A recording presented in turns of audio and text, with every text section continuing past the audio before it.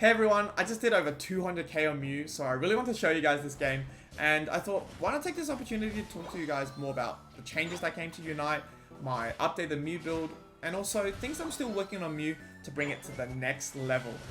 So if you enjoyed this video, give it a thumbs up, and let's get straight into it. Now, one of the most exciting things that came with the recent patch was an item named Slick Spoon. So Slick Spoon is an item great for special attackers. Not only is it increasing your special attack, it also helps with special defense penetration. Now what that means is when you're doing your special attack calculations, you're able to ignore up to 20% of the enemy's special defense. So it gives you a whole lot of burst, and it's great for Pokemon such as Mew, Gardevoir, Pikachu. So I implore you guys to go try it out. It has actually led me to change my Mew build. Instead of running my stacking specs or Shell Bell, I've actually replaced it with a Slick Spoon. So the good news is, I don't have to int anymore for that additional damage. I get that burst at the start with the spoon item, and as you will see, you can do a whole lot of damage early game and possibly get 1 or 2 elims if you're lucky. Now the other change I think everyone has been talking about is the addition of Zacian, the new Pokemon, and not many people are happy because it was very strong. And it's still very strong, even after the bug fix that a lot of people were asking for. However, Mew is actually a great counter, if you think about it, against a Pokemon like that. Because the great thing about Zacian is the fact that its moveset, Sacred Sword, does so much burst in that area, and it stuns you, CCs you. But Mew is able to get out of situations like that if you time your light string correctly, if you have Surf, Agility, and stuff like that up. So maybe this is a time to pick up Mew, give it a go after watching this video. Okay, so in this game, we did hit 5 very early on, and that is something that's important for Mew. You do want to have access to all your moves, especially if you want to be, able to kite your enemies, possibly a Zacian, or, in this case, it will be the Buzzwole. So I hit level 6, we're ready to go, and I'm just here to do as much poke as possible. Now, the birds will be coming out in about 10 seconds or so. So I'm just eyeing this Buzzwole. I remember thinking, do I want to waste this shot here? I don't want my Solar Beam to go on cooldown just yet. I want all the bees because I want that experience to get my level 8. Boom. And you can see most of the birds come to us. And I quickly switch to Electro Ball, trying to get this little Altaria here. We do manage to get that. Unfortunately, Venusaur does get a little bit taken out, out of position there, gets taken out. So I'm just going to play it safe here. Now, I want to talk about what just happened there and how I KO'd that Buzzwole.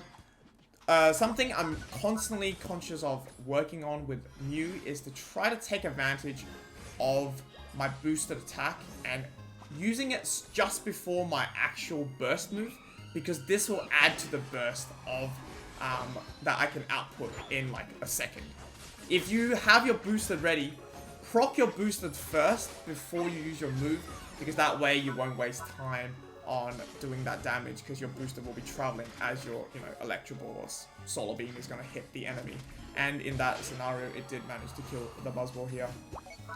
The other thing I've been working on Mew is trying to use coaching whenever I can, because coaching is quite a good move, a very underrated in my opinion in team fights. It allows you to help your team do more damage, but also charge up your boosted quite often. Because the way coaching works is every single Pokemon on your team can get coached up to twice before coaching goes on the full cooldown.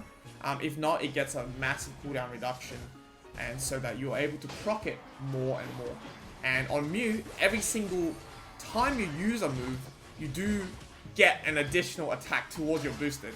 So you can imagine the amount of boost that you can have in team fights if you constantly coach between each person. So that's something I'm working on. I've definitely been integrating it in when we're doing objectives, because it helps do objectives a little bit faster, but I definitely want to be better at making sure I use it in the team fights when I get a chance. Here we go.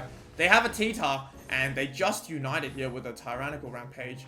Not very useful there, so I just back away. I get the birds.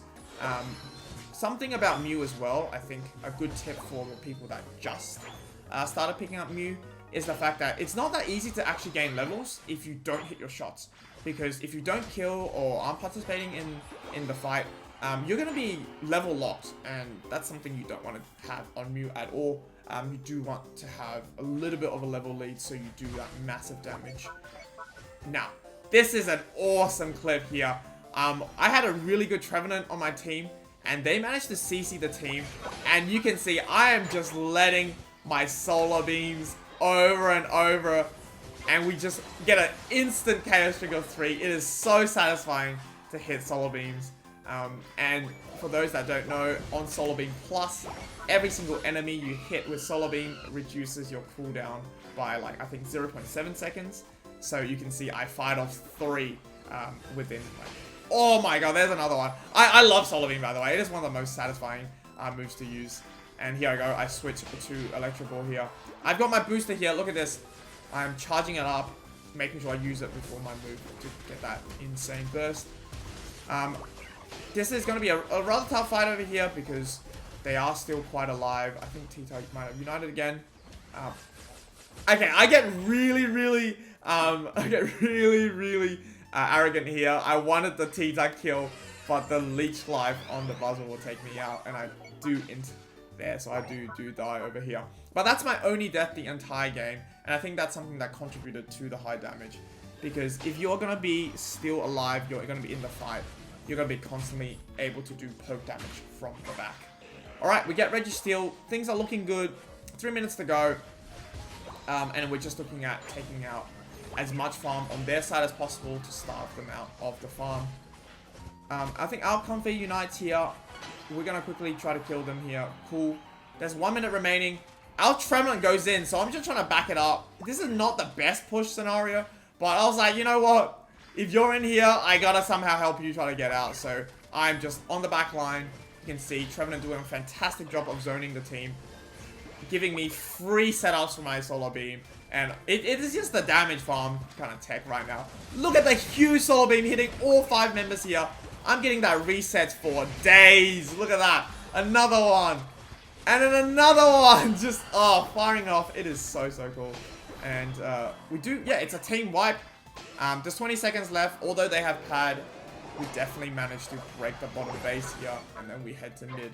So an incredible fight. Really good Trevenant CC, and Trevenant is actually one of the other Pokemons that benefit a lot from the patch. The Woodhammer stun is really good.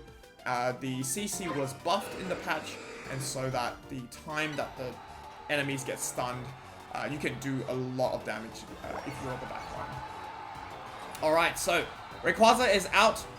T-Tar has united, but with 1 beam, we take out 2 people, and that's one of the major threats on the team taken out here. And another big beam, and suddenly everyone is dead on the team. It is a team wipe, and we just get Rayquaza for free. In about 30 seconds, we've wiped out the entire enemy team, and you can see I've switched to coaching here, trying to speed up the process. We get the secure Rayquaza, and we go to score. I remember thinking this game, wow, I had a lot of good Solar Beams here. I might have high damage here. I was thinking maybe 100k. So I definitely wanted to boost my chances as much as possible. So you can see me here firing even more Solar Beams. It is definitely, you can see it. You can tell I'm just damage farming here. Oh, what a kill. I do end up scoring here, I think. After the boosted, maybe. Yes, I do. And here we go. I think I should have let the Trevenant score in hindsight. I didn't realize the Trevenant had 47 as well. But it's okay. We're winning quite outrightly. I'm here. Look at that CC on the Woodhammer. Boom, another beam. Clefable's taken out. And I still have my Unite, which I did not actually use at the Ray fight here. And I'm back to Electro Ball with the boosted as well. Now, the other thing I haven't really implemented is Light Screen Surf. Just take a little bit of a moment to talk about that. I do want to see whether I can implement it in more of my games so it makes me a little bit more versatile, because Light Screen increases my surf range. So that's something I'm definitely going to work on as well. That's game over. Yep, easy win there. We got 14-18. And when I actually opened up the damage, I was so shocked. I was like, oh my god, 205 42% of the team's damage. Insane. But definitely enabled by my comfy Venusaur and also the Talon and Trevenant. Thank you guys so much for watching the video. Let me know in the comments what you thought about the newest patch that came to Pokemon Unite. And I'll catch you guys next time.